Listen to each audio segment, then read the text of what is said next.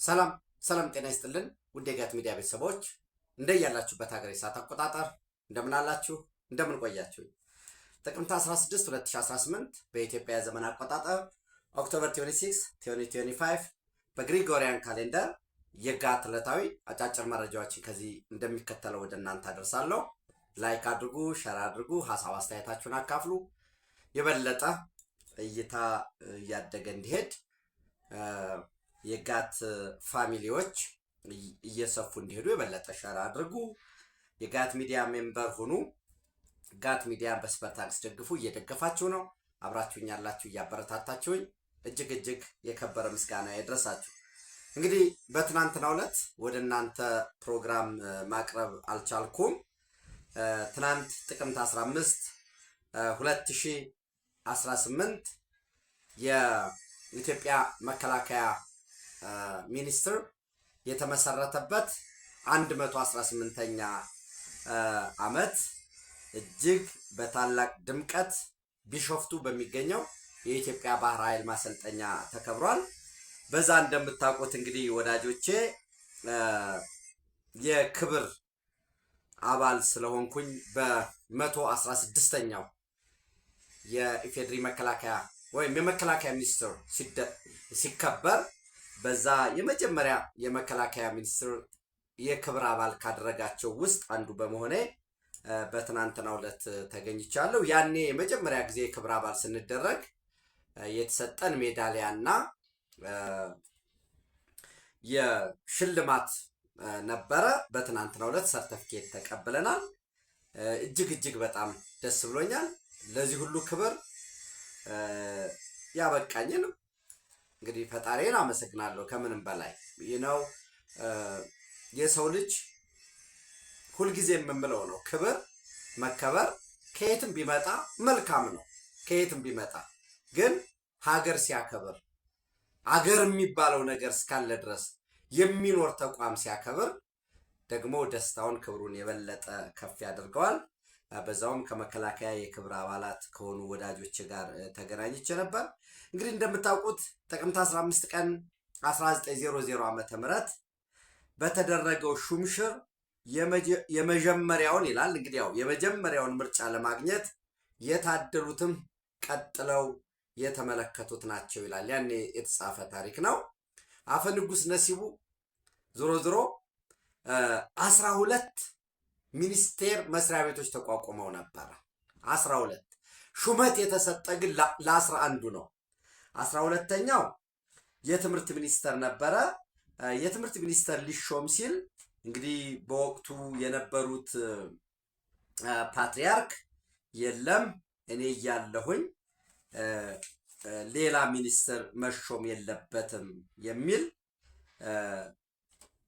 ጥያቄ በማቅረባቸው ንጉሱ አጼ ምኒልክም ለእርሳቸው የላቀ ክብር ስለነበራቸው ሹመት አልተሰጠበትም ማለት ነው። ከዛ ባለፈ ግን ሌሎቹ ሹመት የተሰጠበት ሁኔታ እንዳለ ነው እንግዲህ ታሪክ የሚያስታውሰው።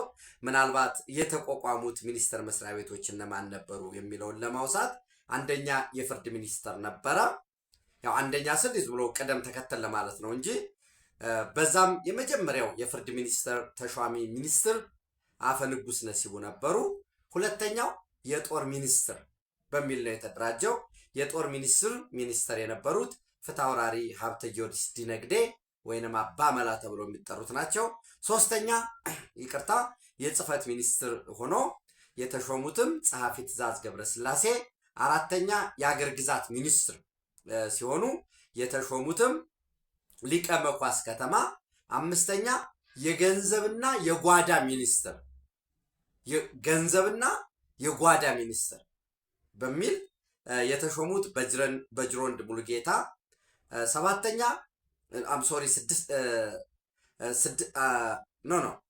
የፍርድ ሚኒስትር እንደነገርኳቸው አፈ ንጉስ ነሲቡ፣ የጦር ሚኒስትር ፊታውራሪ ሀብተ ጊዮርጊስ ዲነግዴ አባመላ፣ የጽህፈት ሚኒስትር ጸሐፊ ትእዛዝ ገብረስላሴ የጽህፈት ሚኒስትርን ስለዘለልኩት ነው። የሀገር ግዛት ሚኒስትር ሊቀ መኳስ ከተማ፣ አምስተኛ የገንዘብና የጓዳ ሚኒስትር በጅሮንድ ሙሉጌታ፣ ስድስተኛ የንግድ ሚኒስትርና የውጭ ጉዳይ ሚኒስትር አሁን ኢማጂን አድርጉ የዛሬ 118 ዓመት ሲደራጅ የንግድና የውጭ ጉዳይ ሚኒስትር ተብሎ ነው የተደራጀው። ብዙ ሀገራት አውሮፓንም ብታዩ አሁን ፎሬን ኤንድ ትሬድ ሪሌሽንስ ዲፓርትመንት ነው የሚሉት።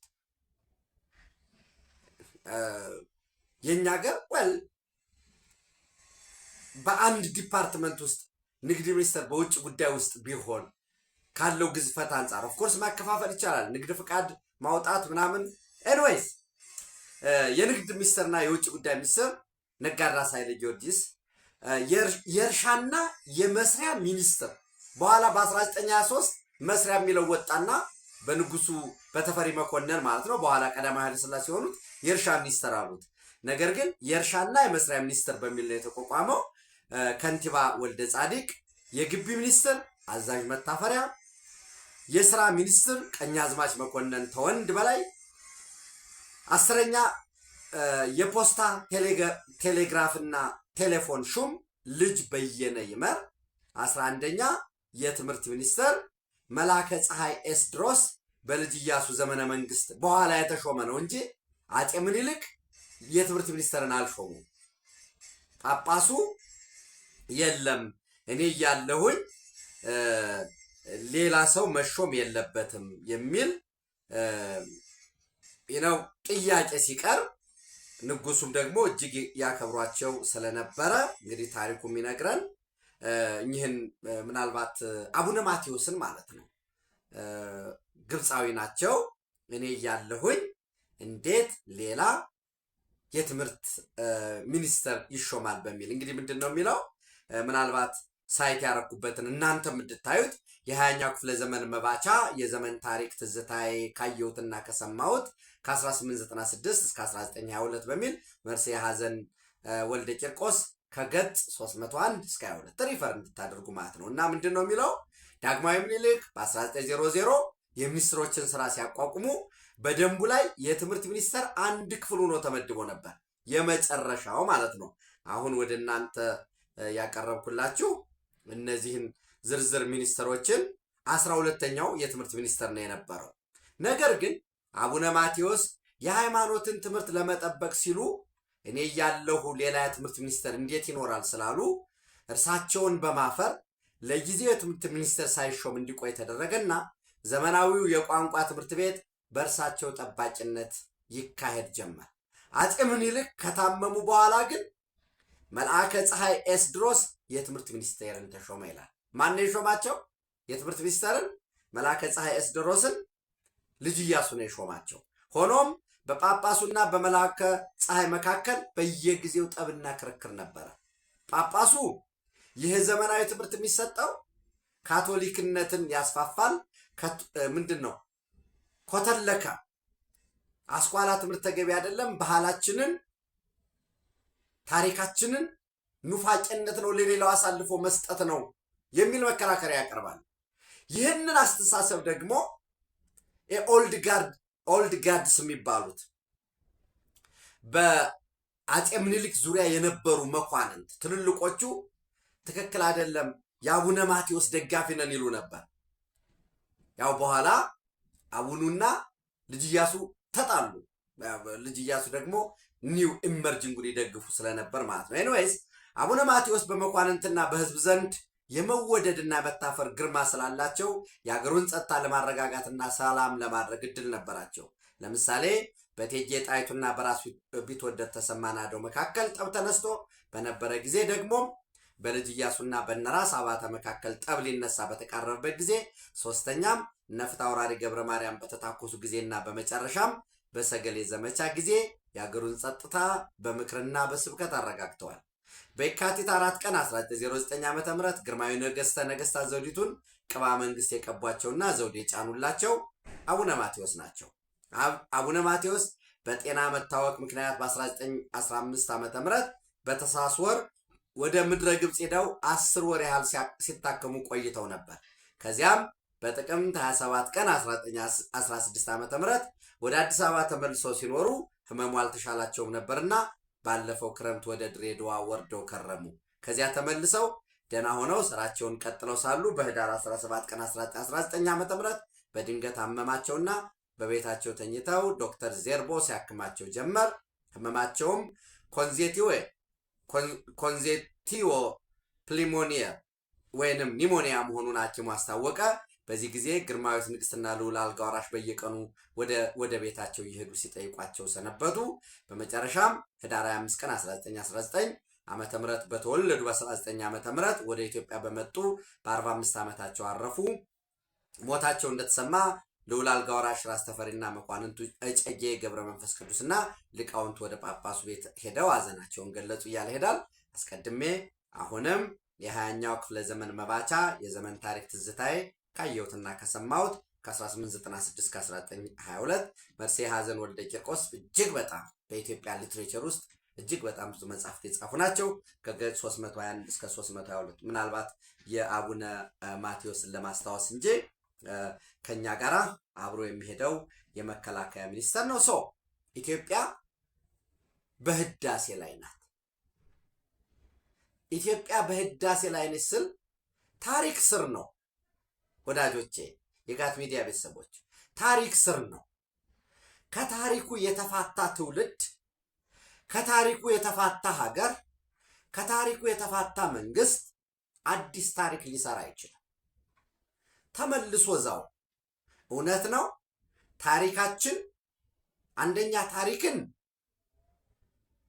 ህሊና የሌላቸው የራሳቸውን መደብ ማግነን የሚፈልጉ ታሪክን ለፖለቲካ፣ ታሪክን ለጥቅም፣ ታሪክን ለመለያየት ለሚጠቀሙበት የትናንት ታሪክ ላይ እያጎሉ የጻፈው ማን ሊሆን ይችላል ሌላ ጉዳይ ነው። ለምሳሌ አንድ የሚገርመኝ ታሪክ አለ። አድዋ ላይ አሸነፍ መላ ኢትዮጵያውያን፣ ሙስሊሙ ክርስቲያኑ፣ ኢትዮጵያ ውስጥ ያልተሳተፈ የለም። እንኳን ኢትዮጵያውያን ጋራው፣ ሸንተረሩ፣ እንስሳቶች ተሳትፈዋል። ምግብ ማን ነው የቋጠረው? ማን ያረሰው ምግብ ነው የሄደው? አንጥረኛው፣ አዝማሪው ሙሉ ተሳትፏል። ግን አንድ ቀሳጢ ልንለው እንችላለን ዓላማ ያለው ሰው በአድዋ ጦርነት ወቅት ሙስሊሞች አልተቀበሩም የሚል ጻፈ። ባንዳ፣ የባዕዳን ተለላኪ ባንዳ ደግሞ ሙስሊሞች አልተቀበሩም ብሎ ሊያጎላው ሞከረ። ሙስሊሞቹ ለዚህ ሀገር ለኢትዮጵያ መዋጋታቸው፣ መውደቃቸው፣ ለነጻነት ሰንደቅ በዓለም ታሪክ ለተከበረው ታላቁ አድዋ ደምና አጥንት ማውጣታቸው ክቡር ጠቅላይ ሚኒስትሩ በባለፈው ብለዋል። የስዊዝ ካናል ሲሰራ በሺዎች ሙተዋል። አንዳንዶቹ 30 ሺህ ይላሉ። እነ ገማል አብደል ናስር ደግሞ የለም እስከ 300 ሺህ ነው ይላሉ። በኮሌራ በመሬት መንሸራተት በተለያየ ምክንያት ያንኑ ወይ ከዛ የሚበልጥ በተቀራራቢ ሰዎች ሙተዋል ኢትዮጵያ ውስጥ። በዚያው ዘመንም ከዚያ በፊትም ከዚያ በኋላ የኛ የኢትዮጵያን ሞት ግን ሞት ነው። ለስዊዝ ካናል መሰራት ሲሉ ዋጋ የከፈሉ የሞቱ በተለያየ መንገድ ዋጋ የከፈሉ ግን ዛሬ በግብፃውያን አእምሮ በዓለም ታሪክ ቤስት ወንደር እኮ ነው የሚባለው እኮ ስዊዝ ካናል። ሜዲትራኒያን ከቀይ ባህር ያገናኘ በቅብብሎሽ በአመራር ቅብብሎሽ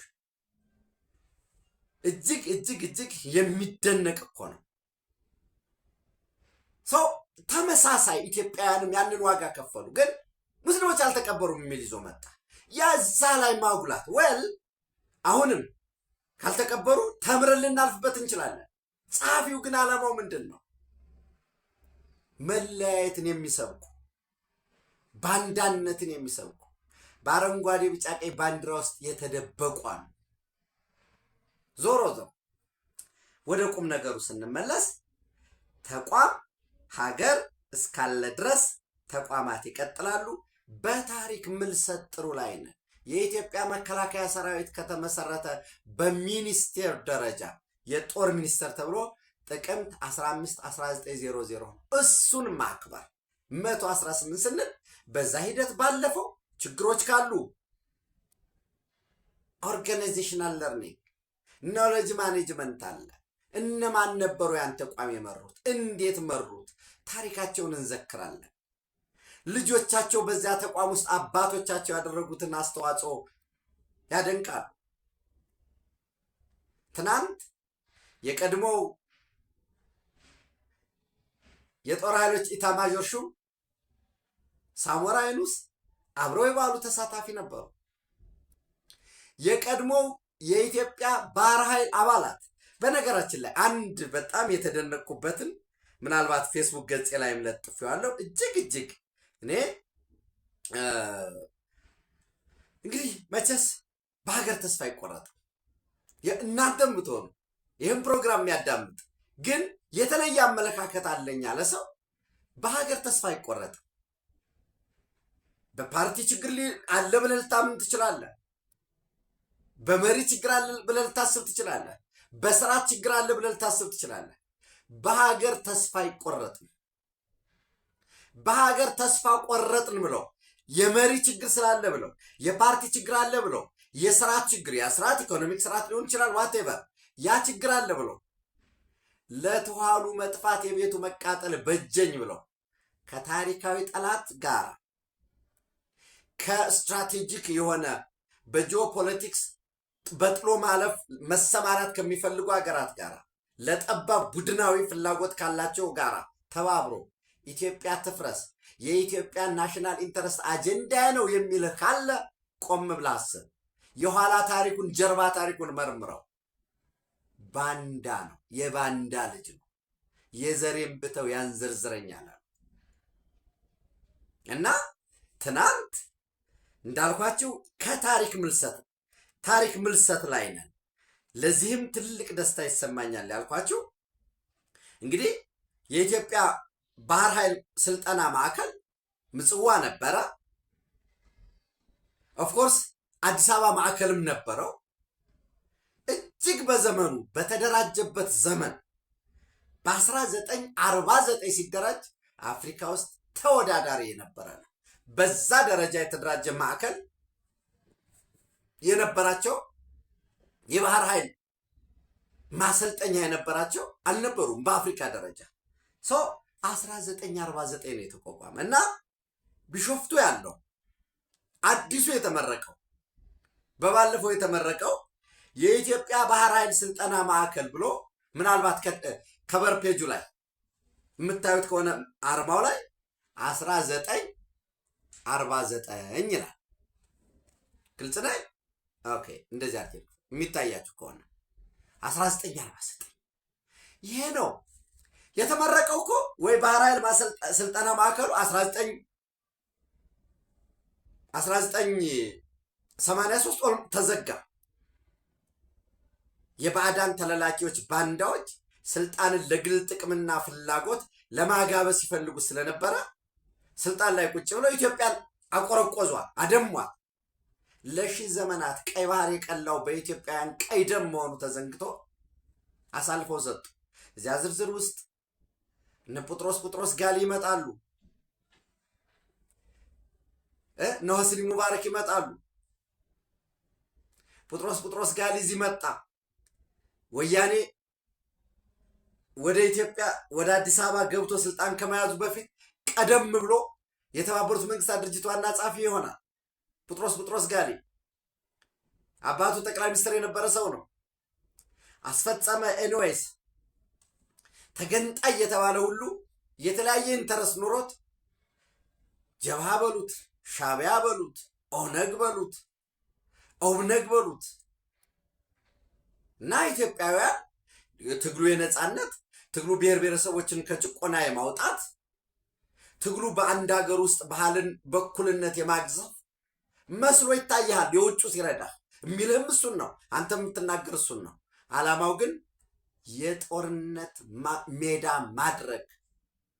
በዛ ጦርነት ውስጥ እየተዋጋህ ከቀይ ባህር ትርቃለህ። ቲፒኤልኤፍ ድጋፍ ሊያገኝ ሱዳን ካርቱም ላይ ጽህፈት ቤት ሲከፍት ከግብፅ ድጋፍ ሲጠይቅ መጀመሪያ ማድረግ ያለብህ የኤርትራን የነጻነት ጥያቄ ደግፍ ነው የተባለው። እደግፋለሁ አለ። አይቅርብን እኮ ሲሉ እነ ኢሳያስ የኤርትራ ፈሙዝ አይዘቀዘቅም፣ ይመጣል ስብሐት ነጋ። ሻዕቢያ አልገነጠልም ቢል እንኳን እኛ እንቀበለውም ነበር ይላል። እኔ አይደለሁም ያለው፣ የድምፅ ማስረጃው አለ። ብዙ ጊዜ ደጋግሜ ለጥፌዋለሁ። ሰው ጠባቦች ታሪክ የሰሩ እየመሰላቸው የኢትዮጵያ መከላከያ ሰራዊት ልክ ለምሳሌ በሚኒስትር ደረጃ በ1900 የተመሰረተውን ትተው 1987 ነው ታሪኩ የሚጀምር ይላል። ለምሳሌ የታሪክ ሽሚያ ቢሆን የኢትዮጵያ ባህር ኃይል ማሰልጠኛ ማዕከል ብሎ 2000 ጳጉሜ ላይ ነው የተመረቀ። የምታስታውሱ ከነበረ 2017 ጳጉሜ ማለት ይቻል ነበር። ኖ የለም ከ1949 ጀምሮ። ስለዚህ ተስፋዎች አሉ፣ መልካም ነገሮች አሉ። ችግር የለም ወይ? ችግር የሌለበት ሀገር፣ ችግር የሌለበት ስርዓት አለ ወይ? እሱን አምጡ። አንዳንዶቹ ምንም በቃ ጀስት በአንድ ቀን የሚፈታ የሚመስለው አንድ ጠባብ አንድ ባንዳ ተለላች ስለመጣ ሌላ ችግር ያመጣል እንጂ ኢትዮጵያን ሊያሻገር የህዝቦችን ጥቅም ሊያረጋግጥ አይችልም። አይ ቲንክ እዚህ ላይ ተስማምተን ያለቀ ነገር ይመስለኛል። ብዙም በዚህ ደረጃ መነጋገርም አሁን ድቤት የሚያስፈልገው አይመስለኝም። በየሸጡ በየስርጓጉጡ በየጋራው በየሸንተረሩ ፎቶ የሚነሱ እየተሯሯጡ መከላከያ ለቀቀ ሲባል እየተሯሯጡ ከተማ የሚገቡ ያለ ምንድን ነው ሁልጊዜ መከላከያ እዛ መኖር መቻል አለበት ወይ? የአካባቢው የጸጥታና የመንግስታዊ መዋቅር ምንድን ነው የሚሰራ? በጉልበት የተሸነፈን ህዝቡ ድጋፍ እንዲያደርግ፣ ህዝቡ እንዲፋለመው፣ ህዝቡ እንዲዋጋው የፖለቲካ ስራ መስራት የለበትም ወይ? ውስጥ ላይ ያለው መፈተሽ የለበትም ወይ? እሱ ሌላ ጉዳይ ነው። ነገር ግን የአካባቢውን ትምህርት ስላቆመ የጤና ተቋማትን ስላወደመ ለእናት ለአባቱ የሚሄድን ማዳበሪያ እንዳሄድ ደስታ ነው። በነገራችን ላይ ለጽንፈኛው ለአርሶ አደሩ ማዳበሪያ ከደረሰ ምርት ካመረተ ሊሰማው አይችልም፣ ዞርበል ነው የሚለው።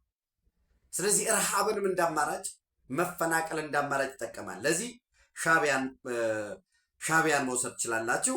በድህነት ኤርትራ ፖቴንሻል አለው። በነገራችን ላይ ኤርትራ ለማደግ ያ ችግሩ የኤርትራ ፖቴንሻል ከኢትዮጵያ ጋር የተሳሰረ ነው። ከኢትዮጵያ ጋር ልክ ለምሳሌ ሌላ ጎረቤት ላንድ ሎክድ ቢኖረው ኑሮ አይ ግድ የለም ከዚያ ጋር ለዛ ሊባል ይችላል። የኤርትራ አንድ ሀገር መጽናትም በኢኮኖሚ መበልጸግም ሁሉ ነገር የኤርትራ ከኢትዮጵያ ህልውና ጋር የተሳሰረ ነው። ስለዚህ ሻዕቢያ አደሂቶ ነው የሚገዛው፣ ህዝቡ እንዲደይ ነው። ለኢትዮጵያ የራሷን ሀቅ አሰብን፣ ደቡባዊ ቀይ ባህርን ለኢትዮጵያ ቢመልስ ዘንድ በየዓመቱ ኢትዮጵያ ኢኮኖሚዋ እያደገ ነው። ኢትዮጵያውያን በግፍ ስለወሰደው የባህር በር አንድ ቀን መጠየቃቸው አይቀርም በሚል ኢትዮጵያ ውስጥ የተፈጠረን ሁሉ 30-40 ታጣቂ እሱን መርዳት፣ እሱን ማደራጀት፣ የውጭ ጉዳይ ፖሊሲው የመከላከያ ፖሊሲ ኢትዮጵያን ማዳከም ብቻው ነው። በዛው በትንሽ አቅሙ መከራ ከሚያይ የኢትዮጵያን ሀቅ መልሶ ከኢትዮጵያ ጋር በኤሌክትሪክ፣ ከኢትዮጵያ ጋር በመንገድ፣ ከኢትዮጵያ ጋር በቴሌኮሙኒኬሽን፣ ከኢትዮጵያ ጋር በግብርና ኤርትራውያን ኢትዮጵያ ውስጥ እንዲሁም ምናልባት ዳብል ሲቲዝንሽፕም ተፈቅዶም ጭምር ያ ሌላ ዝርዝር ውስጥ መግባት ይቻል ይሆናል የሚሰሩበት ኢትዮጵያውያንም እዛ ሄደው የሚሰሩበት በጋራ በትምህርት፣ በባህል፣ በስፖርት በሁሉም ረገድ ተባብሮ ኖ አይደለም። ሰው እዛ የተቀፈቀፈ ባንድ አለ፣ እዚህ ይመጣል። ህወሓትም በተመሳሳይ ተፈናቃዮች ከተመለሱ የፖለቲካ ጥያቄው ህልውናው ያከትምለታል። ለዚህም ለምሳሌ ይሄ ተጨባጭ መረጃ ነው የምነግራቸው። ተፈናቃዮች ከወልቃይት ጠገዴ፣ ሰቲት ሁመራ ምናልባት እነሱ ደግሞ ምዕራብ ትግራይ ብለው ከሚጠሩት አካባቢ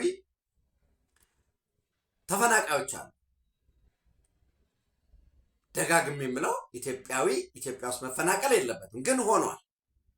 መንግስት ለባለፉት 2 ተከታታይ ዓመታት እኔ በማውቅ ሌላ የፈለገው ሊል ይችላል ተፈናቃዮች እንዲመለሱ ያልተደረገ ጥረት የለም። ነገር ግን ተፈናቃዮች ተመልሰው ወደ ቀያቸው መጥተው የሚነግደው በንግዱ፣ የሚያስተምረው በስራው በመምህርነቱ ሁሉም ነገር ሪስቶር ከተደረገ የህወሓት ጉዳይ ያከትማል ማለት ነው። ፖለቲካ ለመስራት ይቸገራል ማለት ነው። ለተረጂዎች በሚል የስንዴ ዱቄትም ዘይትም ምንም ከሚመጣው እሱን እየቀጠፈ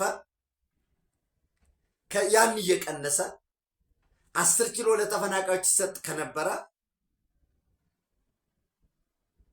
5ቱን እሱ እየወሰደ እየሸጠ እየተመሳጠረ የታጣቂዎችንም የሚያራዝምበት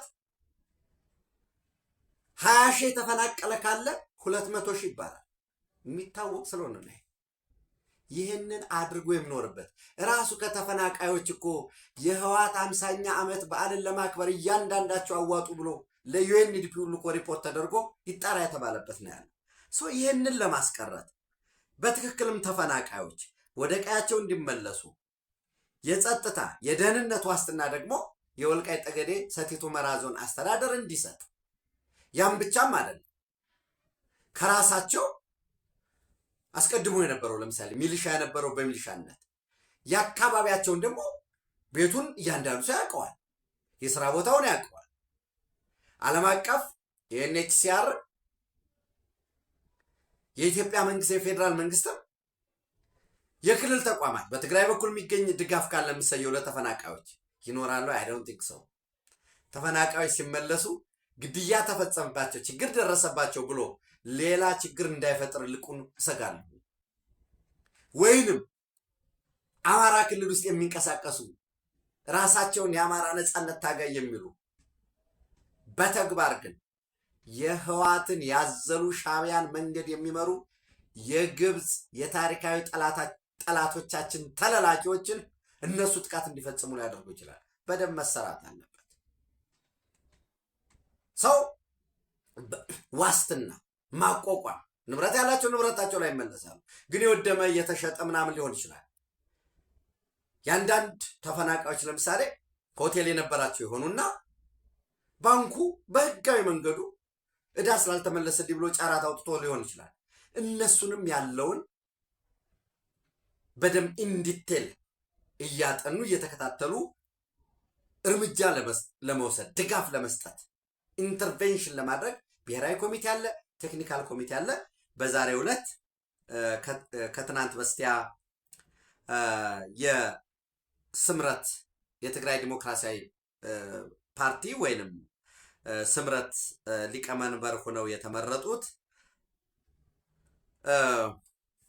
የትግራይ ዲሞክራሲያዊ ስምረት ወይም ስምረት ፓርቲ በምስረታ ጉባኤው ሊቀመንበር ሆነው የተመረጡት እንዲሁም የጠቅላይ ሚኒስትሩ የምስራቅ አፍሪካ ጉዳዮች አማካሪ ሚኒስትር አቶ ጌታቸው ረዳ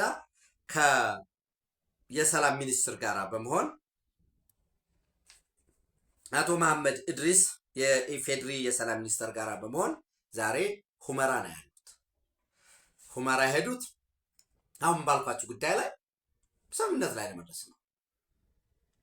ከአቶ አሸተ ደምለው የወልቃይት ጠገዴ ሰቲት ሁመራ ዞን አስተዳዳሪ እንዲሁም ከኮሎኔል ደመቀ ዘውዱ የወልቃይት ጠገዴ ዞን ምክትል አስተዳዳሪና የሰላምና ጸጥታ ጽህፈት ቤት ኃላፊ ጋራ ተፈናቃዮች በሚመለሱበት ድጋፍ በሚደረግበት ህዝቡ ተፈናቃዮች ሲመጡ አቀባበል እንደ ህዝብና ህዝብ ተጣልቶ አያውቅም። ይህ በሚደረግበትና አስፈላጊ ሆነ ለምሳሌ መኖሪያ ቤታቸው ተይዞ ሊሆን ይችላል። በተለያየ መንገድ ሌላ ሰው ገብቶበት ሊሆን ይችላል። እነሱ በሚለቁበት ክሊር ተደርጎ የተፈናቃዮች የመረጃ ልውውጥ በሚቀርብበትና ተፈናቃዮች በሚመጡበት ይሄ ሲሆን በእርግጠኝነት የምነግራችሁ አሁን ወታደር የማሰልጠን በኃይል ሰብረን እንገባለን እያሉ ነው እነ ጀነራል ምግበይ። ለምን በመግቢያ እንዳልኳቸው ተፈናቃዮች ተመልሰው ወደ ቀያቸው ከመጣ የህወሓት ፖለቲካ ይሞታል። ሰዎችን በማስራብ በማፈናቀል በማደየት በማጎሳቆል ላይ የተመሰረተ ስለሆነ ፖለቲካቸው። ነገር ግን ዓለም አቀፍ ተቋማት የዩኤንኤችሲአርን ጨምሮ ፌዴራል ተቋማት የትግራይ ጊዜያዊ አስተዳደር በኩል አብረው እንዲሰሩ ተጠይቀዋል። ተፈናቃዮች እንደ ጋራ ተደራጅተው ቢመጡ አቀባበል ይደረግላቸዋል። የፌዴራል መንግስትም የቴክኒካል ኮሚቴውም ሪሶርስ መድቦ ይሰራል።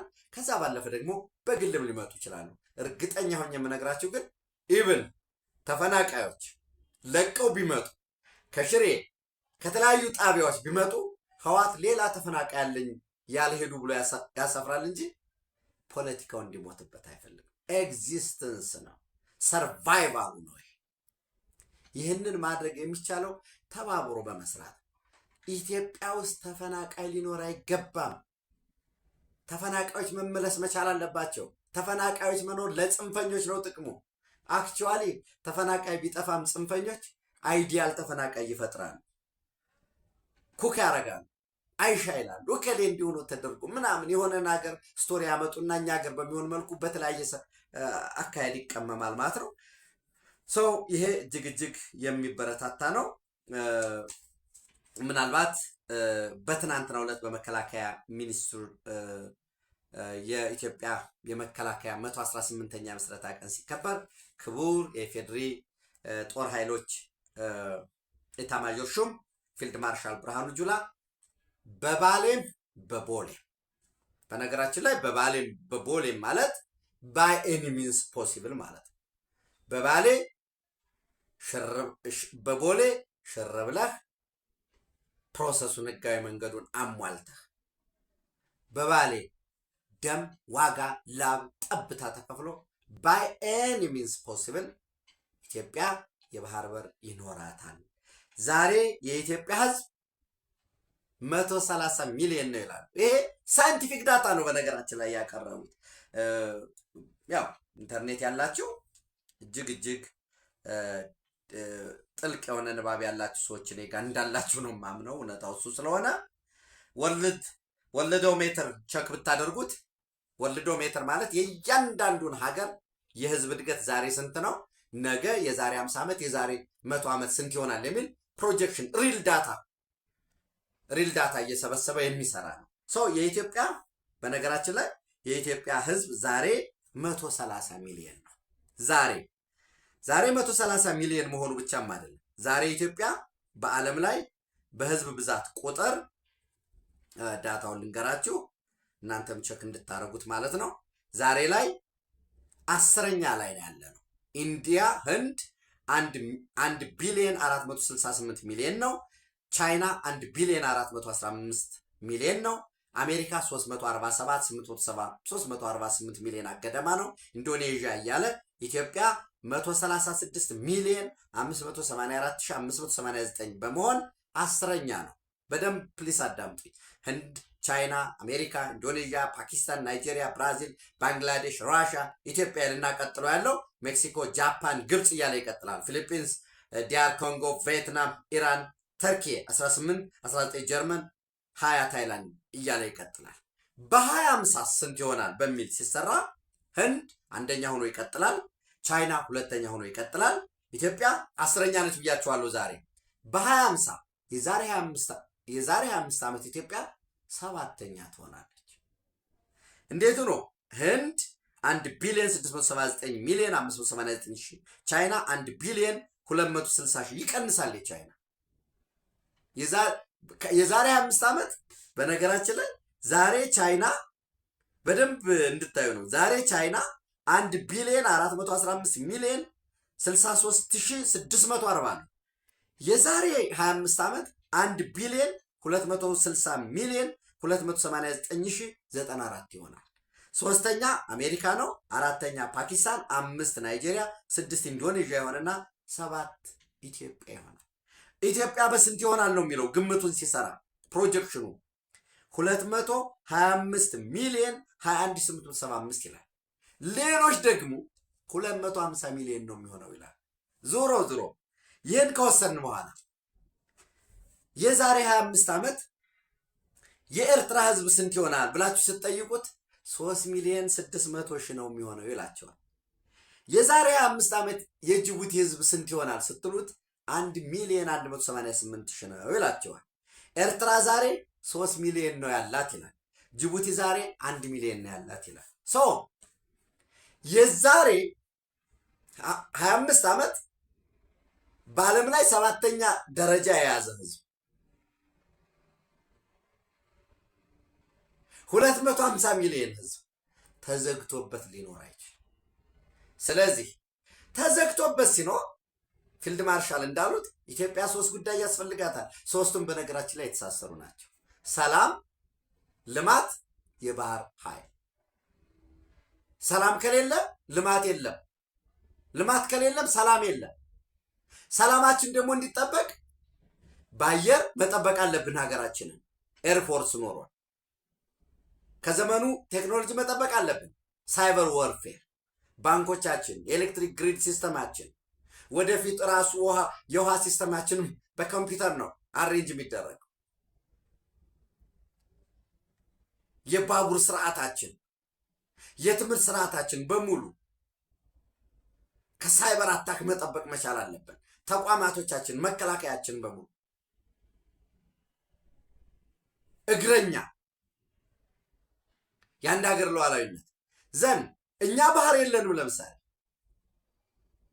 ጠላቶቻችን ግን ባህር አላቸው። ስለዚህ ከኤርትራ ጋር ግብፅ አሰብ ላይ ሆኖ ከአሰብ ቡሬ ግንባር ለምሳሌ 47 ኪሎ ሜትር ገደማ ነው። አሰብ ላይ ሆኖ ከባህር አታክ ሊያደርግ ይችላል። ዲተር ማድረግ መቻል አለብን በሙሉ። ስለዚህ ይሄ ትውልድ በባሌም ሰላም ይፈልጋል፣ ልማት ይፈልጋል፣ ባህር ኃይል ይፈልጋል። በመልካም ሁኔታ የለም። የሰላም አማራጭ እየቀረበላቸው ነው። ለባዕዳን ተለላኪዎች፣ ለባንዳዎች ኑ ሰላም ይሻለናል እየተባለ ነው። እሱ ሲተኩስ፣ እሱ ሲማርክ ጀግና ነው፣ አገር እያዝልኝ ይላል። ሲመታ ግን ሰላማውያን አለቁ ይላል። ኦፍኮርስ ለዚህ ምሬ ጥሩ አድርጎ ተናግሯል። ለእኛ የሚወረወረው ነው። ለእኛ የሚወረወረው አንዳንዴ ንጹሐንን ይጎዳል። የሚወረወር ለሱ ነው። ግን ንጹሐንንም ሽልድ የማድረግ ሁኔታ አለ። ትምህርት ቤት ሄደው ይደበቃሉ። አሁን የገጠር ትምህርት ቤቶች በሙሉ፣ የገጠር ጤና ጣቢያዎች፣ የገጠር የኤፍቲሲ ፋርመር ትሬኒንግ ሴንተሮች፣ የግብርና ማሰልጠኛ ተቋማት እነዚህ በሙሉ ተቆጣጥረዋል። ቤተ ክርስቲያን ይገባሉ። የትም ላደርስ ጥያቄያችን ይሄ ነው። አፋባህ በለው፣ አፋህድ በለው፣ ከአስመራ ከካምፓላ ከካይሮ የሚወጣ ስም አይደለም ትርጉሙ። ጀነራል ምግቤ እየደወለ የሚያዝዘው አይደለም። አይጠቅምም። ጥያቄያችን ይሄ ነው። አዎ ጥያቄ ያለው ህዝብ፣ ጥያቄ የሌለው ህዝብ የለም። ትናንት አልነበረም፣ ዛሬ የለም፣ ወደፊትም ጥያቄ የሌለው የማይኖረው ህዝብ የለም። ጥያቄዎች እያደጉ የበለጠ ይሄዳሉ ወይንስ ትናንት ልማት የጠይቀ የነበረ ህዝብ በጽንፈኞች በአሸባሪዎች ምክንያት ሰላም ይጠይቃል ወይ ወደኋላ ይመለሳል ወይ? ካልሆነ በቃ ሰው ኢትዮጵያ በውድም በግድም በኤኒ ሚንስ ፖሲብል በባሌም በቦሌም ሰላም ልማትና የባህር ኃይል ያስፈልጋታል ብለዋል። በአጭር ጊዜ እንደሚሳካ ተማመናለሁኝ። ተጨማሪ መረጃዎችን ወደ እናንተ ማድረሳችንን እንቀጥላለን። አብራችሁ ስላላችሁ አብራችሁ ስለምትሆኑ በድጋሜ እጅግ የከበረ ምስጋና ይድረሳችሁ። ታንኪዩ